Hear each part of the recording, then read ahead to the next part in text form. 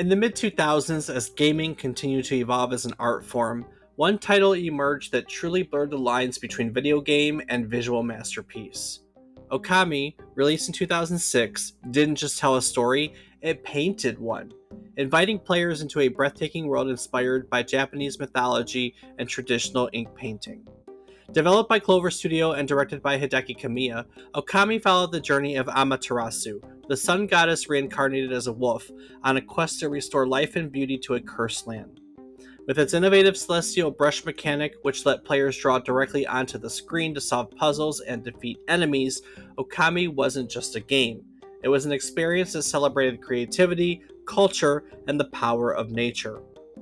Today, we're diving into the creation of Okami, its artistic legacy, and how it remains one of the more celebrated and unique titles in gaming history. So pick up your brush, unleash your inner artist, and join us for today's vibrant trip down memory card lane.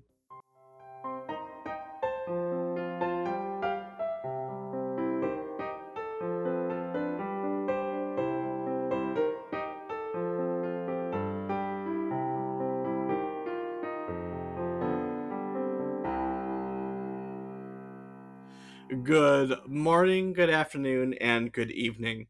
I hope these words find you well. Hello, and welcome to the 242nd episode of our video game history podcast, A Trip Down Memory Card Lane. Each week, we'll tell you a story relevant to the current week in gaming history. It can be about a game or the people who have created it. It can be about a console or the technology that brought it to life. We often talk about the companies that bring it all together, making our hobby, video games, a reality. While telling you each story, we hope to teach you something new about the topic, what it took from the world as its inspiration, or what it gave back to the world in its legacy. Today, we are diving into the world of Okami, the 2006 action adventure game that blended Japanese mythology with stunning watercolor visuals. Following the goddess Amaterasu. in her wolf form, this critically acclaimed title is celebrated for its innovative celestial brush mechanic and timeless artistry. I'm David Casson, and as always, I'm joined by my co-host, who'd probably use the celestial brush to doodle smiley faces instead of solving puzzles. He's my brother, Rob Casson. Rob, do you think you'd save Napoleon from darkness or just get distracted trying to paint a masterpiece? Well, Dave, we both know that I'm a terrible artist, so I think I'm going to have to go with trying to save Nippon from darkness.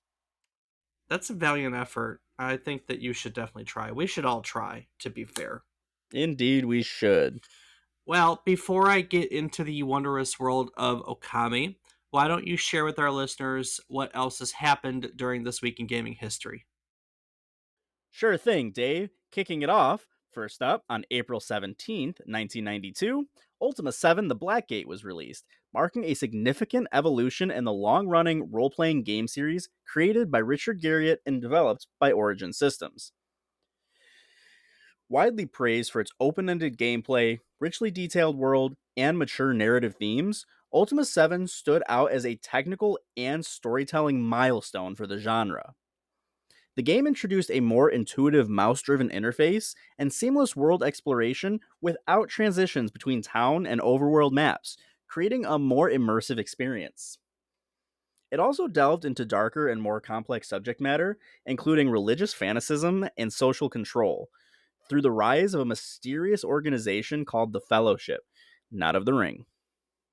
Ultima 7 is often considered one of the greatest RPGs of all time, influencing countless games that followed with its emphasis on player freedom, deep interactivity, and rich world building. We touched on it a little bit in our Ultimate episode, which was in the 90s, 92, 93, 90, it's 94, episode 94. So if you'd like to learn all about Richard Garriott and Origin Systems and how the Ultima series came to be from the beginning, check that episode out. Absolutely. And speaking of episodes where we've talked about topics, next up on April 1993, NBA Jam hit arcades, bringing with it an electrifying blend of over the top basketball action, iconic catchphrases, and high flying dunks that defied the laws of gravity and physics. Developed by Midway and helped by designer Mark Turmel, the game featured 2-on-2 matchups with real NBA teams and players, minus a few notable absences, and introduced now legendary mechanics like the he's on fire streak and push and steal defense. Its exaggerated style, accessible gameplay, and secret characters made it an instant hit in arcades and later on home consoles. It was the success of NBA Jam that helped redefine sports games in the 90s and paved the way for arcade style sports titles in the years to come. We took a deeper dive into the phenomenon and its lasting legacy back in episode 85. So if you want to learn more, go listen. I love that game. Still love that game. It was such a it was a phenomenon back in the day. That's why I wrote it that way. So, Indeed, it was. fantastic. Come on and slam. Next up, on April 17th, 1998, the Learning Company acquired Mindscape, a move that expanded its footprint into the educational and entertainment software markets. Mindscape, known for publishing titles like Myst, The Oregon Trail, and Reader Rabbit, brought a strong catalog of both edutainment and mainstream games to the Learning Company's portfolio. This acquisition was part of a broader trend during the late 90s in which major software firms consolidated to strengthen their positions in an increasingly competitive industry. By absorbing Mindscape, the Learning Company aimed to bolster its dominance in the educational space while gaining access to more diverse intellectual properties and development talent. And we did talk about some of those episodes there. So if you want to learn more, about Myst and early Mindscape, Dave? That's a great question. What up is we talked about the Oregon Trail too. Mist would have been episode. Ooh, we've done Mist online. Mist was 160. The Oregon Trail was 66. That was a long time ago. Oh, Did you that's not? I Did did you not not? know it was that long ago. I remember having done it. I was just giving you more time to look it up by asking only one. Mm-hmm. Yep, yep, Um, yep. We but yeah, definitely did both of them. so if you want to learn more, go check out episodes. 66, and I don't remember the other one now. There you Moving on. go. Check them out. On April 18th, 2011, Portal 2 was released, expanding on the clever puzzle mechanics and dark humor that made the original a cult classic.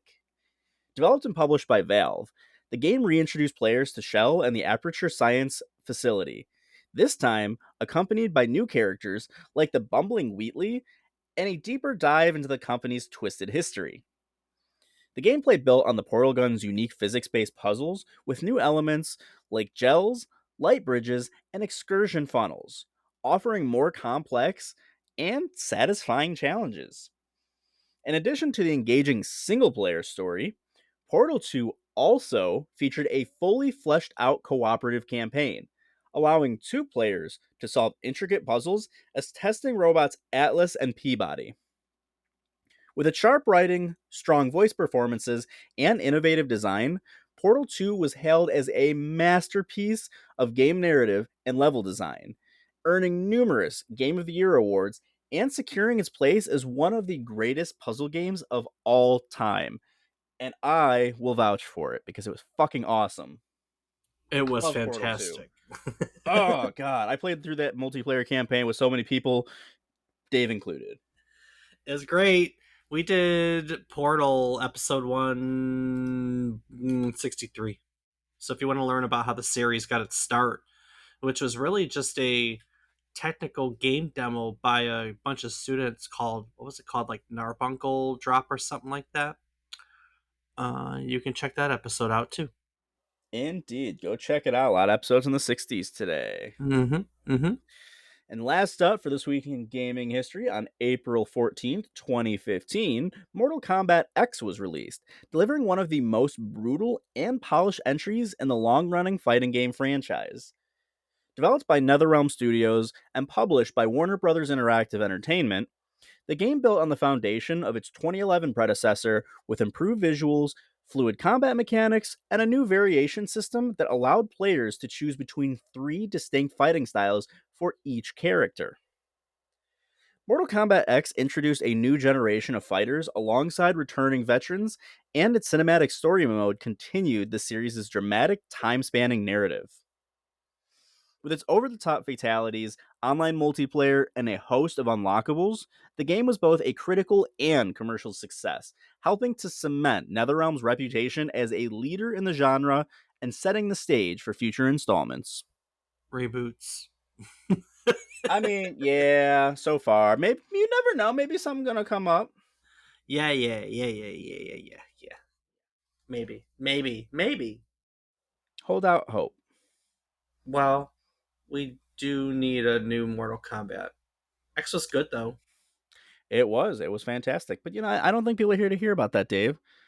So, maybe we should move it on. Maybe we shouldn't dwell on Mortal Kombat. Yeah. We are, however, going to dwell on a figure that we have talked about many times before, so you may be feeling like a little sense of deja vu in the process.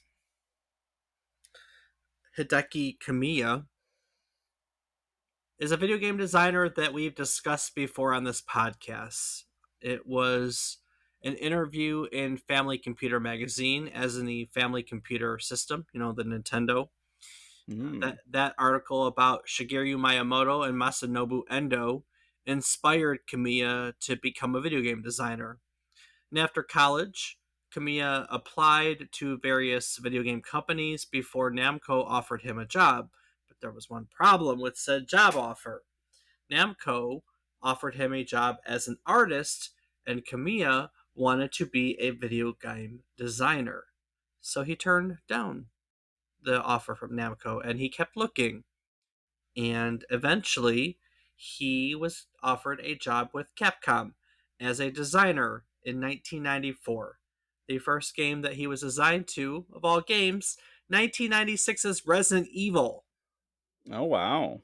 Kind of a good start to the industry, huh? Yeah, I'd say. That's a And good title. I know, on Resident Evil, he served as a system planner. And he did a standout job on that project because afterwards he was promoted rather to direct its sequel, Resident Evil 2, when Capcom decided that they wanted more games in the series.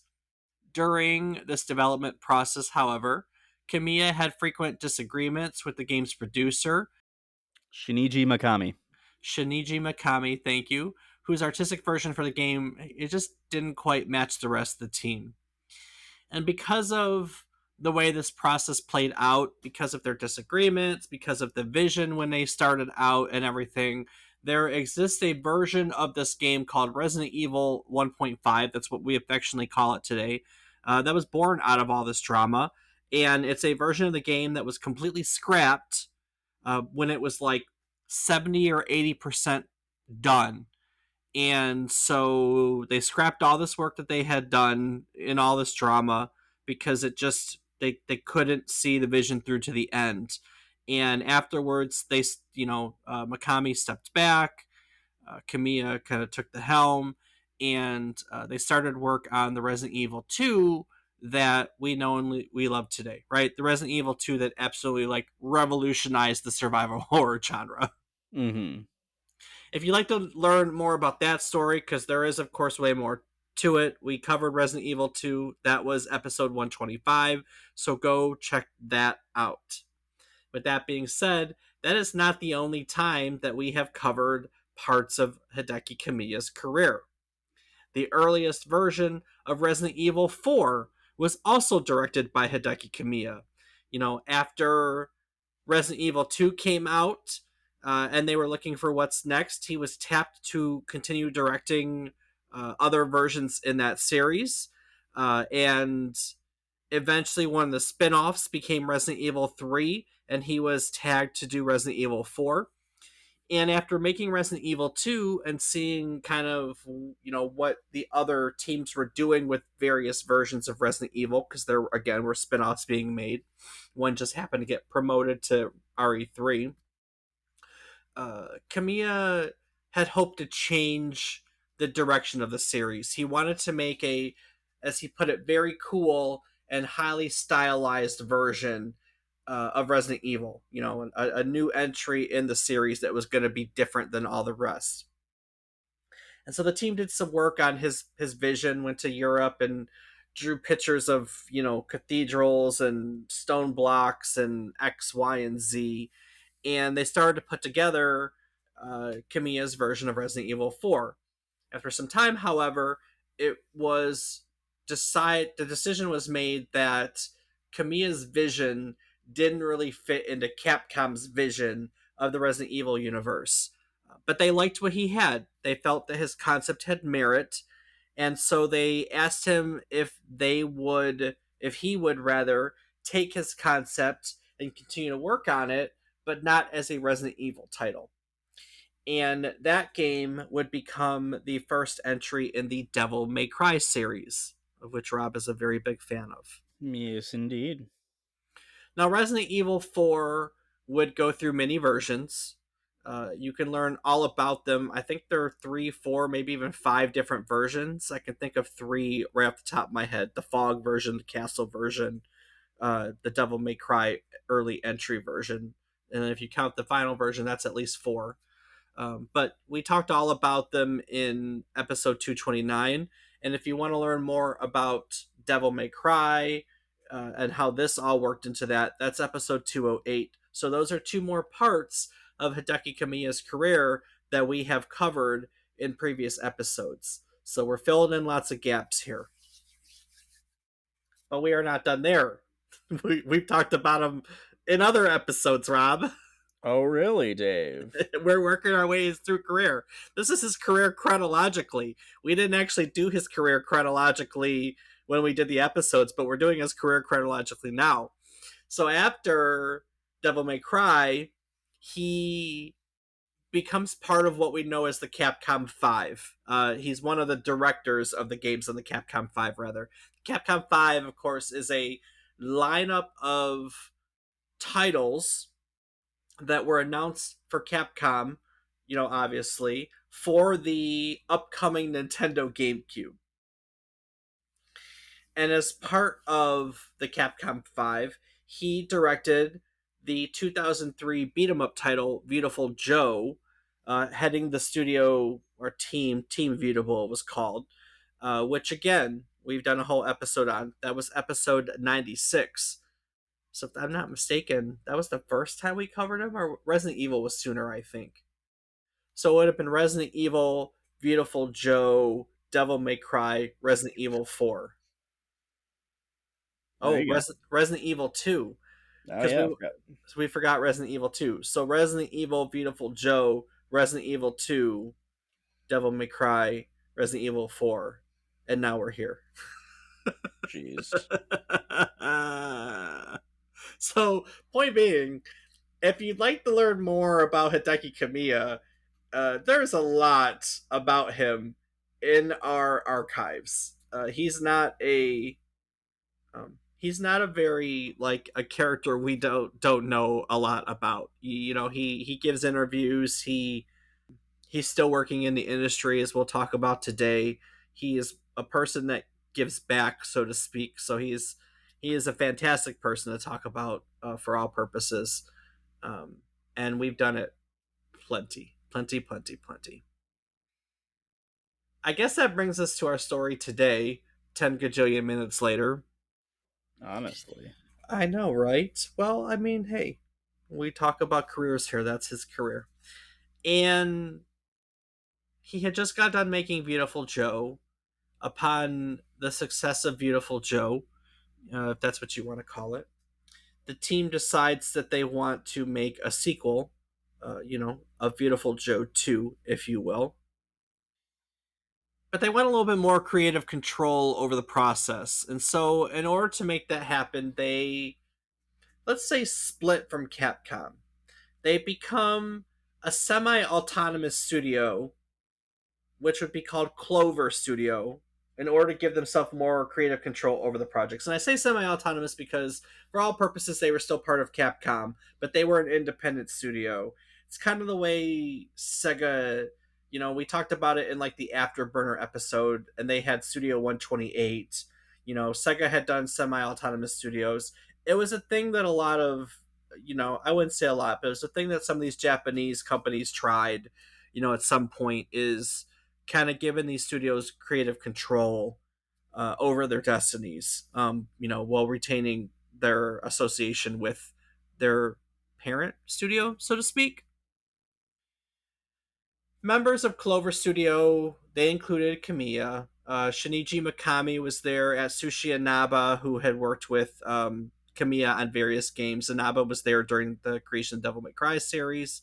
So these guys, the three of them, have worked together on various Capcom projects. They're not strangers to one another. They are the faces of a lot of the games that this team has done, and they basically, they had been working together on Beautiful Joe and said, okay, we're gonna keep working in the Beautiful Joe series, but we are going to do it as our own entity. Hence, Clover Studios. Okay, so they create Beautiful Joe 2, and I believe two more games in the series. And after spending so much time in Beautiful Joe, as we have seen so many other studios do, they were bored. I don't know if bored's the right word, but let's say they wanted to make something else, right? And so as they're trying to decide what's next, Kamiya thought back to an idea that had came to him while he was developing the original Beautiful Joe. And at the time, he when he was working in Capcom, in one of the studios next to his, they were working on the remake of Resident Evil for the Nintendo GameCube.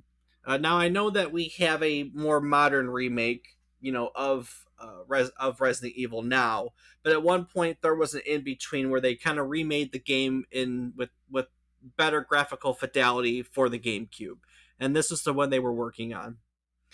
And in order to do that, they essentially developed a whole new engine for that game. And one of the main points to said engine was that it was more photorealistic than the original, because quite some time had passed since the original Resident Evil, and we could do a whole lot more graphically than we could in 1996. I would definitely think so. Yeah, yeah, exactly. So that was the thing. They took that game and they rebuilt it from the ground up, essentially. And he saw that photorealistic game engine, and he thought to himself, I wonder if I can use that to make something different than a horror game. And that makes sense if you think about it, because like he had done the Resident Evils, and then he had done Devil May Cry, and I guess Beautiful Joe was a little more lighthearted, to be fair. But for most of Hideki Kamiya's career, he had been really dabbling in this horror genre, right? Mm-hmm. So he thought he wanted to do something different. He thought he wanted to make something more lighthearted. The theme that came to him was one that was of healing. It would depict a lot of nature. When the team sat down to start planning and working on this project, that's basically where they started. They created vast natural environments in a photorealistic style. They laid down ponds, they laid down trees, they laid down grass and all these hexes. And this was a environment that was familiar to Kamiya because he himself was from the countryside, right? And so he was incorporating what he knew in this project.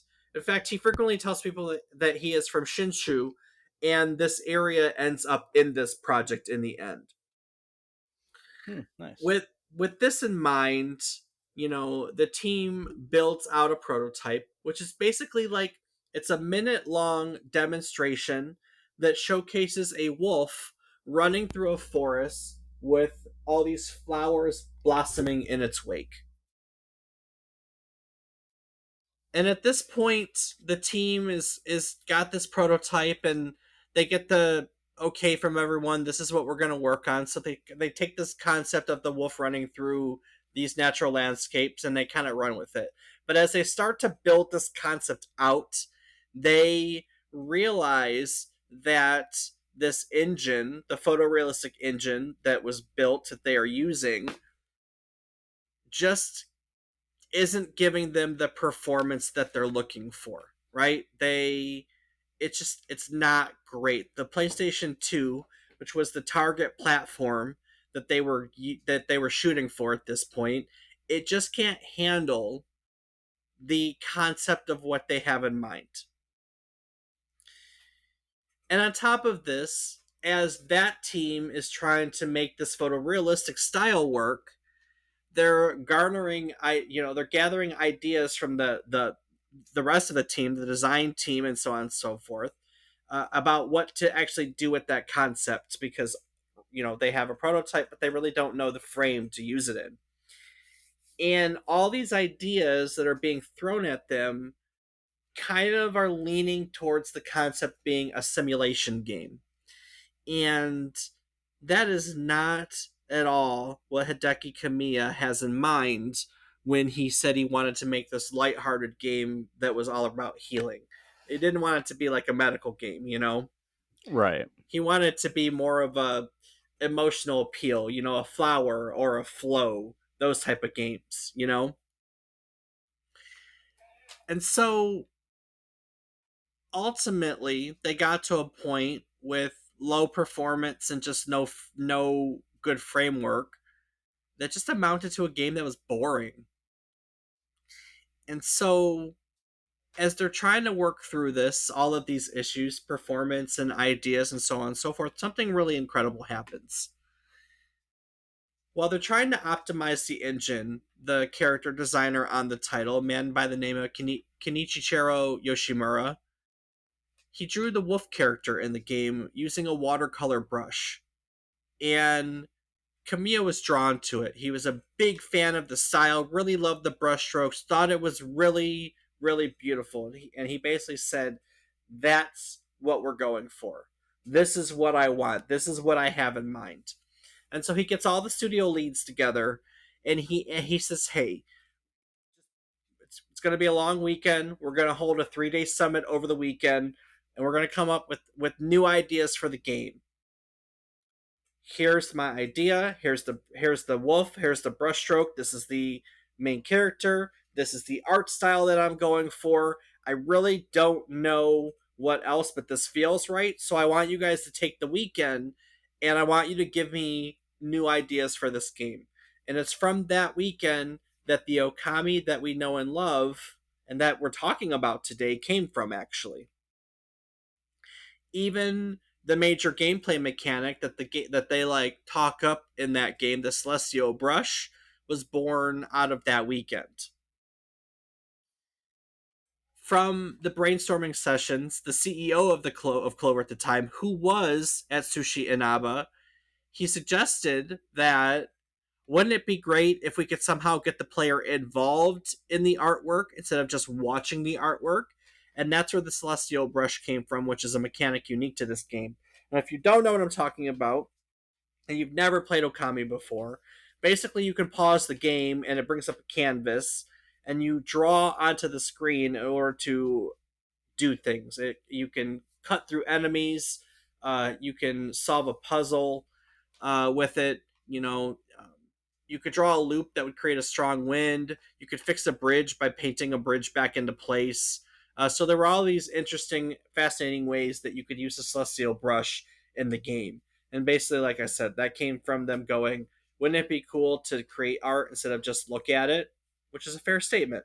Yeah. In the case of the wolf character, this team is working on building a complete new game, and so there are other details they have to work out, right? The wolf character becomes the embodiment of the Shinto sun goddess. Rob, go ahead. Amaterasu. Thank you. The team really worked hard to ensure that she didn't just look like a pet wearing clothes.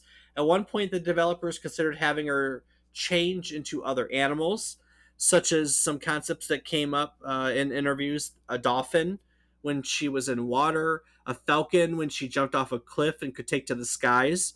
But eventually, all the other animals were shelved. And frankly, there were enemies too that didn't really make the game. We know that at one point the team actually included dinosaurs in their original enemy concepts. Wow, that's Right. something else. We were going to fight dinosaurs. We know now that with the way the story played out, it's pretty much just demonic characters that made it into the original game. And there were other concepts that the team had to work through too. Concept that the team didn't get to use. Kamiya has basically said in an interview that they had originally envisioned a larger story for the game, but had kind of run out of time and had to bring a resolution to the game that, at a point by which it only included about half of the story they wanted to tell.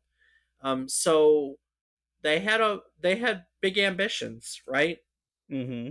Nice scope for this big epic narrative, and they had to power it back to meet their deadlines. And so they did. They took this concept, the brush and the wolf and the watercolor art style, all these really fun, big, beautiful effects, had the sound engineers do their thing, and Team Clover finished Okami to the Japanese market. It was released on April 20th, 2006. That'd be 19 years ago this week. Wow.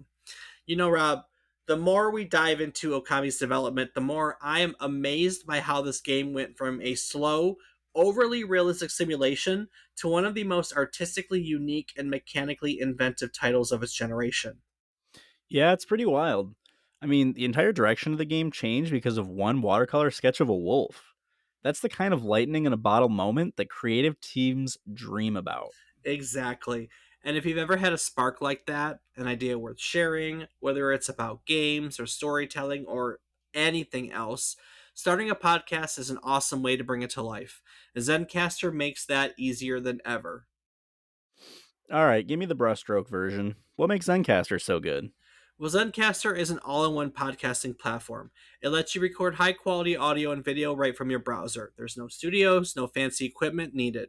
It's as simple as pick up, plug in, and speak your truth. Well, that all sounds great, but what about editing? Most of us aren't audio engineers. Well, that's where Zencaster really shines. Their post production tools clean up your audio, balance volume levels, and even cut out background noise and filler words like or It's like having your own digital sound crew with every single session. Okay, once I've got my podcast ready, how do I share it with the world? Well, Zencaster makes publishing painless too. You can distribute your podcast to major platforms like Spotify, Apple Podcasts, and more, all from inside the platform. No extra tools, no confusion. All right, I'm convinced. How do our listeners get started? Easy. Just head to zencaster.com/pricing and use our offer code, all one word, memory card lane. You can get 30% off the first month of any Zencaster paid plan.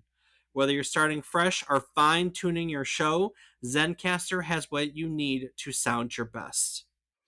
Well, if you've got a story to tell, some brushstrokes of brilliance, don't let it stay locked up. Put it out into the world. Exactly. Head over to zencaster.com, use our offer code, all one word, memory card lane, and start your podcasting journey today. Now let's get back to the gorgeous, myth inspired world of Okami and talk more about Clover Studios' timeless classic. So, Kami is released for the Japanese market, and after its Japanese release, it is time to localize it for English speaking audiences, which frankly was a feat on itself. The localization team has to translate roughly 1,500 pages of text. Damn. That's complicated because there is a lack of plurals in the Japanese language. There are a ton of characters in the game itself and other concepts that the team has to work through. In fact, some of the characters are scripted in such a way that the localization could, match their personalities, but in a few cases, the team had to create a whole new set of mannerisms for characters to make any localization make sense. As part of the localization, they also had to change one puzzle in the game because the solution was to draw a Japanese character or kanji that would have been immediately familiar to Japanese audiences, but of course, we don't use kanjis here in the English language. So, for Western audiences, the steps of drawing the kanji are demonstrated for the player in the game. I mean, that's pretty awesome. I think that's cool. So it's a lot of work, frankly. I'm making it, localization was very much kind of a give and take between two versions to make it work for everyone. Right. Okami was finally released for North American audiences on September 19th, 2006. And by the end of 2006, only about 66,000 copies of the game were sold in Japan. Here in the United States, North America in its whole, rather, we sold a little over 200,000 copies. By all purposes, Capcom considered this a major release. And as a major Capcom release, 200,000, 300,000 copies, not very successful. By all purposes, it was a commercial failure to the company. Understandable based on standards. Very, very much. And furthermore, as Okami was not meeting expectations, Clover had just released another game behind it, which was called God Hand, and God Hand was performing even worse than Okami. So as this is all going on, as these games are flailing for various reasons, there's tension growing in the studio between the studio head and um the studio heads and Capcom's management. Capcom Capcom's management doesn't like risky new ideas, and Clover was made for risky ideas, right? Because that's something that they want to do. So there's just more and more tension growing between the studio and Capcom's management.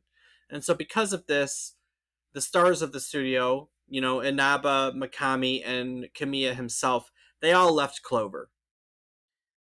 Now, the world didn't find that out until 3 days after Capcom announces that it's closing the studio down.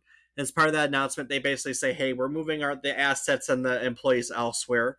So we just think, "Oh, boo-hoo! They're shutting the doors on these three brilliant game designers." But the reality is their leaving probably was what you know that last nail that was slammed in to kind of seal the deal on this studio. Oh, for sure. Believe it or not, or maybe it's not surprising at this point, because we've covered Kamiya in so many other episodes. His video game career does not end here. There are more stories to tell.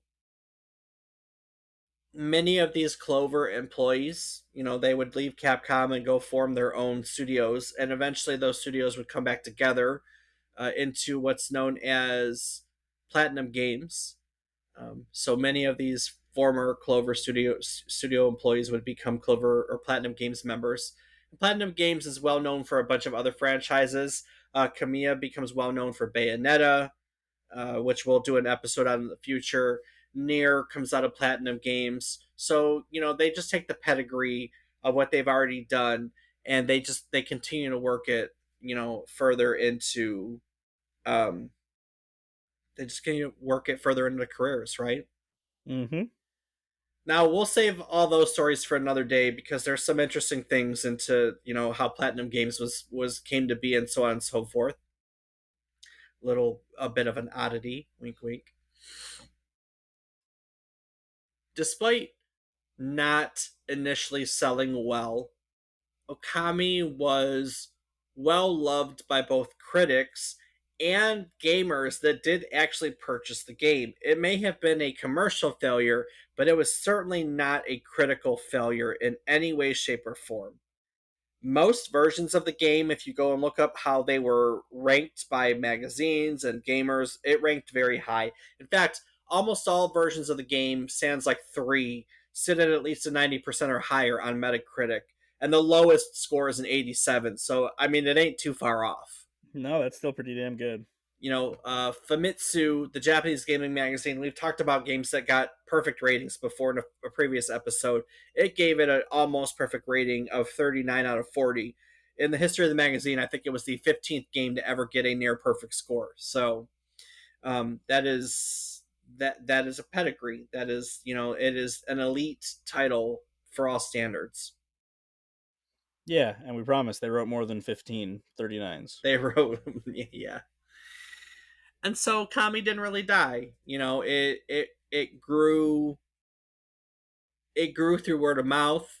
It grew through the strength of its critical acclaim, so to speak. When people talk fondly about a game, that makes other people want to play it, right? And so Okami continued. In 2012, it got a high definition remaster on the PlayStation 3, and eventually that was brought up a generation. That remaster was eventually ported to the Xbox One, the PlayStation 4, and Windows in 2017. The Switch got the HD version in 2018, and as recently as 2022, they released a version for the Amazon Luna. So there are other versions of this game that are still being made to this day, right? Mm-hmm. Have you ever played it? I cannot say that I have, Dave. No. Have you watched it? No. You're missing out. I believe it. I have to check it out. Yeah, I mean, it's fantastic. It's this cel shaded art style, and it's basically an action adventure game. And you are the goddess. What's the name again? Amaterasu. Amaterasu.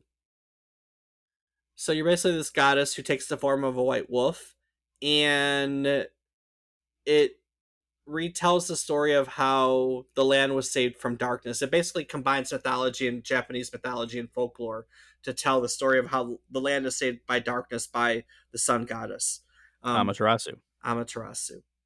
It uses that celestial brush concept. It also, the gameplay is very much modeled on The Legend of Zelda. Hideki Kamiya has basically come out and said, I was inspired by Legend of Zelda. It has been a big inspiration for a lot of things I have made, so that is no surprise that you put that together. So you have this really beautiful art style mixed with this really great action adventure puzzle kind of gameplay. The game's name itself is a pun. Okami can either mean great god or a wolf, depending on how it's told in kanji form. So goes both ways. And basically, it's a fantastic game. It's a absolutely fantastic game.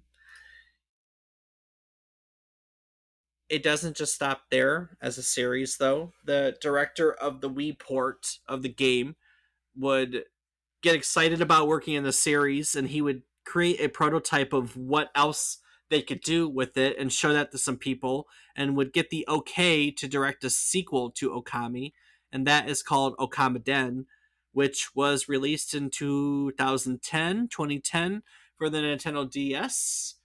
And that one tells the story of Chibitarasu. Is that right? Chibi Terasu. Chibi Tarasu? Is that where chibi comes from? Little? Uh, That, I mean, I've heard the word chibi used in other. Chisai is small. I don't know Chibi yet. It's not something I've learned yet. All right, so Chibi Tarasu, and that's a small celestial wolf that's born from Amaterasu. And so, essentially, what he did was he liked Okami so much that he said, "Hey, I have an idea for a sequel." And basically, they drew they drew this little during character planning is what I'm trying to say. One of the artists basically drew what Amaterasu's child would look like as a joke. And this spurred several ideas for Amaterasu's partner, which I believe is Matsushita. Is that right?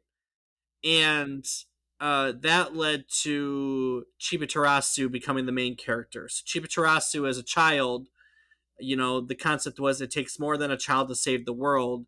And so basically, this led to a story with the concept of partnership. And also, it allows them to tell a story from a child's point of view. That makes kind of retelling the story easier, right? Because if you had just taken Okami and you're trying to retell a similar story, like it doesn't make as much sense as having to show it through a new narrator's eyes, you know? Yeah, for sure. So it worked out. It worked out every which way, you know. So they made Okamaden, and it released for the DS in 2010. It is not looked on as fondly as the original. I mean, its Famitsu score is a 34 out of 40. Most places gave it a B, an 8 out of 10. Its Metacritic score is an 82. 82 is not bad at all. Um, No, but it's not. but it's not the beginning, you know. So it's not the 92 of the original. But what it did most importantly, Okamaden, is it kept Okami alive, right? Because when you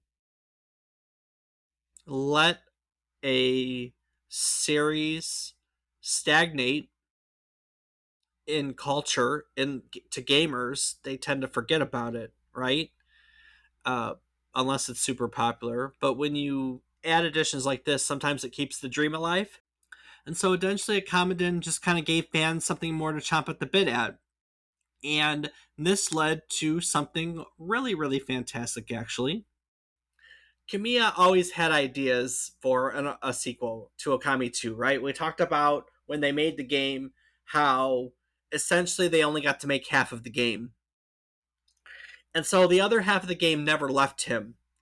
You know, they persisted. It was always something that he was like, "Hey, I kind of want to do." He has on the record said, "I would love to do an Okami sequel," but by that point, his relationship with Capcom, and it was a Capcom game, had kind of deteriorated. You know, and so it that call out to the world that I want to make a Okami sequel fell to the wayside. And he wasn't even a blip on the radar when Okamaden was made by Capcom. He was working at Platinum Games, doing all the things he did at Platinum Games, um, and so it just wasn't a thing. But of course, I don't think the idea ever left him, and his tenure at Platinum Games eventually came to an end. And last year, at the 2024 Game Awards, it was announced that he was directing a new sequel in the Okami series. He has formed a studio called Clovers with an S, and Capcom is going to publish this. I mean, right now it's considered an untitled Okami sequel. Hmm. That's could be interesting. So, my understanding of the story is that Capcom had considered making a sequel for a while, and then enough time passes that the bad blood is gone. So, they approached him and they asked if he would consider doing it. But with timing, what they had to do was after leaving Platinum Games, Kamiya still had a non compete clause. So some of his partners formed Clovers. They laid the groundwork for this project, and when Kamiya's non compete was up, he officially joined the studio. Gotcha. So there's like a year, he had a 1 year non compete that they had to abide by. So other people did the work in the meantime. So now Clovers is working on a sequel to Okami. We All we really know is that the story picks up where the last one left off. So again, Kamiya is now getting to tell the other half of the story. We also know because they announced that they're using the RE engine, that the Resident Evil engine that a lot of Capcom's games are using now, the one that they made for Resident Evil Biohazard. That's where that engine was first made. That's the game the engine was first made for, and now that RE engine powers a lot of Capcom's games, including this game. Hmm. Very neat. Didn't know that. And this is all exciting for a lot of people because although Okami didn't sell very well, it has been cited as an absolute work of art and as an influence for many game designers. Ben Matz, the producer of the 2008 reboot of the Prince of Persia series, has cited Okami as one of his influences with making the game. And then this is an interesting one. This can be a your video game trivia, obscure trivia. The artists on Street Fighter 4, Capcom's own Street Fighter 4, have stated that there are character designs in that game that have been influenced by this game. And if you look closely at the brushstrokes on some of their hand drawn images, you can see that that's the case. Hmm. And I thought that that was a pretty cool relation that you probably wouldn't know to look for otherwise. So, Not in the slightest. Okami inspired Street Fighter 4. There you go. Neat. Not really, just the character design. Yeah, it's tomato tomato. Despite initially selling poorly, by this point, over 4 million copies of Okami have been sold. So it's safe to say that its popularity is probably a little understated and definitely shadowed by its initial failure to sell. But the truth is if you haven't played it, I would highly suggest you do so. I am one of those. I've never finished it, but I have played it. I very much enjoyed it. It is a incredibly beautiful game. Incredibly beautiful game. I did not play the high def version. I can only imagine that the high def remake is even better than the original.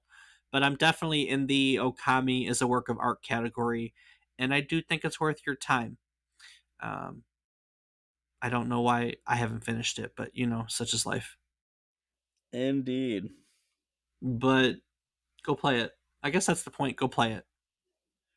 You know, Yeah. Kamiya, it stands out as an outlier in Kamiya's library because every one of his other games is conflict of a different kind, right? It is horror survival, or Devil May Cry is action adventure, and Beautiful Joe is a beat 'em up, and Bayonetta is another action adventure a la Devil May Cry. And there's just so much of that in his library. You have this one super beautiful, um, game that's was born from a place where he said, I want to go back to my roots. I want to go back to the countryside in which I grew up. I want to go back to the nature in which I grew up as a child. And I want to talk not about hurting, but I want to talk about healing, right? Mm-hmm.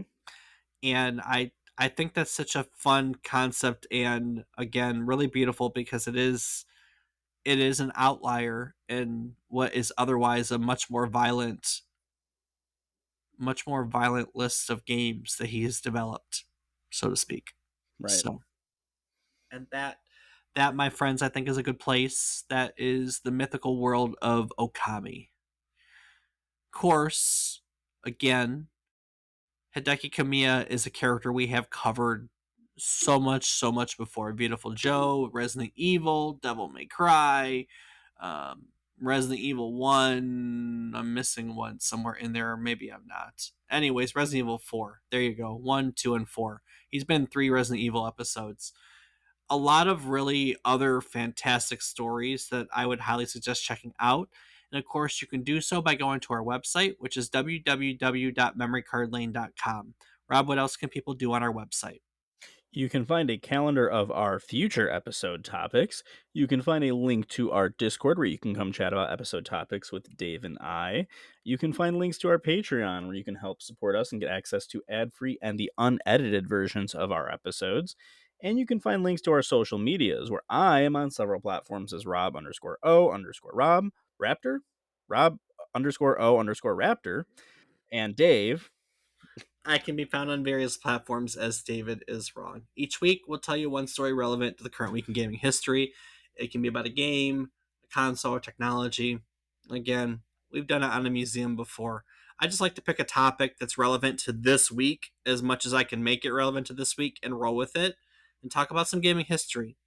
Each week, when we sit down to do so, the best part is learning new things. I get excited when I learn new things. I get excited when I get to teach other people new things. And so, in celebration of this fantastic cycle of learning and teaching and learning, each week we like to talk about what we've taken away from each episode. So, Rob, what did you learn today?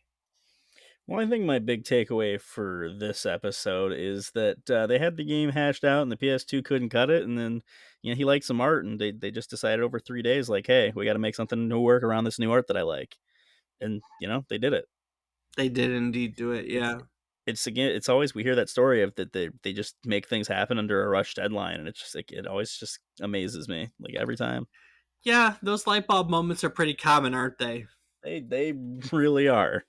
Like, our backs against the wall. Oh, now we can real game developers. Like, oh, no, now's the time. Flip the switch. Now is the time. We can't do it unless we're under pressure. But, So that's my big takeaway for the week. What about yourself?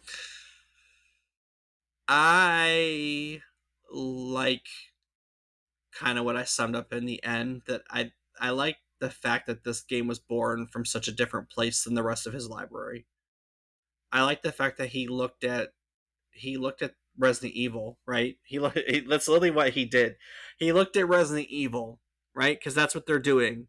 They're making the engine for a Resident Evil remake that was more photorealistic, so more gorier, more everything, more realistic, right? Hmm. And he says, "Nah, nah, fam, that's not what I want. I think if we're gonna make things photorealistic, let's use it to not showcase what's ugly, but to showcase what's beautiful, to showcase the beauty in nature, to showcase, the beauty in the concept of healing, as opposed to all of the negativity and hurting that we normally showcase." And I just like that this game was born from that concept. So Oh, absolutely. It's huge. I think that's fantastic. So, all right, Rob. Well, that sums it up for Okami. And before I take it out of here and look into next week, is there anything you'd like to add to today's episode? I will just take one quick moment to say thank you so much to everyone for listening. It means the world to have us with you, have you with us as we go along and learn about episodes, Sure. episode topics. Episode topics. As we step out of the stunningly painted world of Okami, we're reminded of how its innovative mechanics and breathtaking art blurred the lines between game and masterpiece. Clover Studios' vision brought mythology and creativity to life in a way that still inspires us today. So, whether you're restoring beauty to a cursed land or just having fun wielding the celestial brush, always remember that there is magic in the art of gaming. Next week, we are trading the artistic splendor of Okami for a globe trotting pursuit of the world's most elusive thief, as we're covering Where in the World is Carmen Sandiego? Released in 1985, this iconic blend of education and adventure challenged players to chase Carmen and her gang across continents while learning geography along the way. Join us as we unravel the history of this educational gem and find out why chasing clues never goes out of style on next week's globe-trotting trip down memory card lane. Do the thing. Dooby-doo-dap-dap-dap-doo-up-ba-da-ba-da-ba.